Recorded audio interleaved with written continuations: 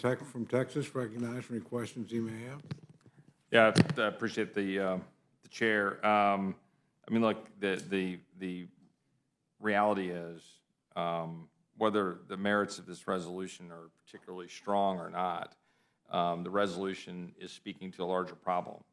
Like whatever the argument is about the specifics of the resolution, it's addressing a problem where you've got communities across the country, particularly Texas, dealing with a crisis almost entirely of this president's making.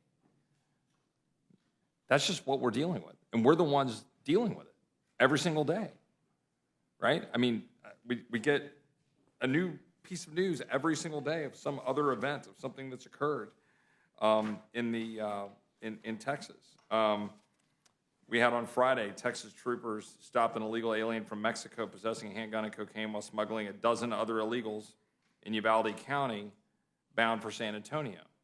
I could list off hundreds of examples I get on a regular basis. My phone is lighting up every week from sheriffs and people in Texas dealing with this all the time.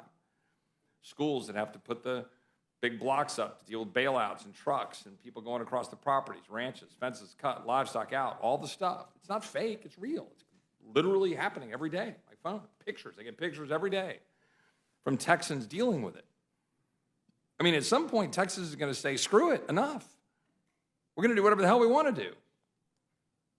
And I'll be an advocate for that. Because the people in this Congress are ignoring the people of Texas. And by the way, the migrants getting abused. That's the truth. Talking about people who are admitted into this country. We're talking about the legal definition of admission, not the one app where you're processing people through a port of entry and just dumping them into the United States without having any idea when they return for a hearing on whether their asylum claim was legitimate in the first place, which it usually is not. That's the truth. Now, you can shake your head all you want. We're the ones holding the goddamn bag in Texas. It's true. Talk to the dead people in Texas. Yeah, good, walk out. You don't like the rants? We don't like what's happening to Texas because of you and the president down the other end of Pennsylvania Avenue. That's the truth. Mr. Chair, the gentlelady from Minnesota made an issue about not getting personal. I would urge the chair to... All right, I'll retract to my colleagues on the other side of the aisle. And by the way, it's a small committee room. We don't have to scream. Look, the fact of the matter is I have people dying in my state as a direct consequence of what this federal government fails to do. Kids in my district dying from fentanyl pouring into the community. Schools overrun, hospitals overrun. People trying to figure out how to deal with what is happening because the federal government refuses to do its basic duty. You want to talk about the migrants? You want to talk about the stash house in Fort Worth that I mentioned last week, where a federal judge is talking about the extent to which the man sitting in Baltimore was paying $1,000 to have his wife and daughter sent up, but he was being held hostage to $23,000 while his wife and daughter and the guy in the stash house is saying, I'm going to rape your daughter? And that's what the guy's being told right up here in Baltimore? And that's in a federal filing by a federal judge?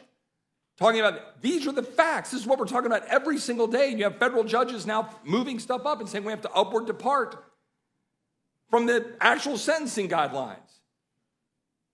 Like, sit down and talk to the people and the sheriffs in South Texas who are having to deal with this every day, and it's absolute chaos. And the people in Texas are fed up. You talk about, well, what does the governor of Texas do? Or any other governor of Florida, dealing with what they're having to deal with the federal government failing to do its job? Of course they've got to deal with things like what's happening in schools and whether the schools are going to be used to house people because we have an entirely broken system. But it's completely insane to ignore what's actually happening to the people of this country and the migrants in question.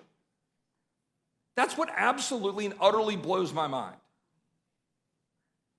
I know the chairwoman agrees about what's happening and seeing what's happening to migrants across the country. The 856 dead migrants last year, the thousands of Americans dying from fentanyl, all of the things we've talked about. They're real. These are real human beings. It's not fake what the federal judge put in an order just 2 weeks ago. It's not fake. It's real. And it's a product of a completely broken system in which we refuse to actually secure the border of the United States, which is our fundamental job. And have the Secretary of Homeland Security come before the committee and say, yes, we have operational control of the border, which he did. He looked me in the eye in the House Judiciary Committee and said, yes, we have operational control of the border. And then testifying in front of a Senate committee months later, he said, oh no, not according to the definition of the Secure Fence Act. Nobody has control under that definition. Well, which is it? I had literally the statute sitting behind me telling you don't have operational control of the border. You say, well, this resolution doesn't matter. Well, this resolution is another effort to try to say, look, there are consequences to the communities around this country.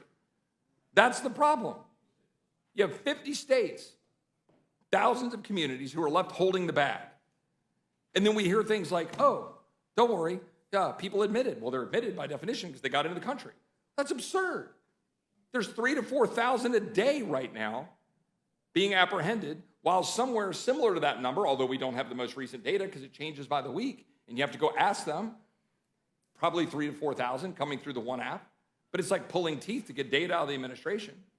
But we know there's thousands either being shoved through the ports of entry through the one app or thousands being apprehended between the ports of entry while fentanyl continues to pour into our country. So yes, we have resolutions that are from committees that aren't directly in the jurisdiction, for example, the Homeland Security or Judiciary, because this is touching every aspect of our life. And we have things like schools that are having to deal with it.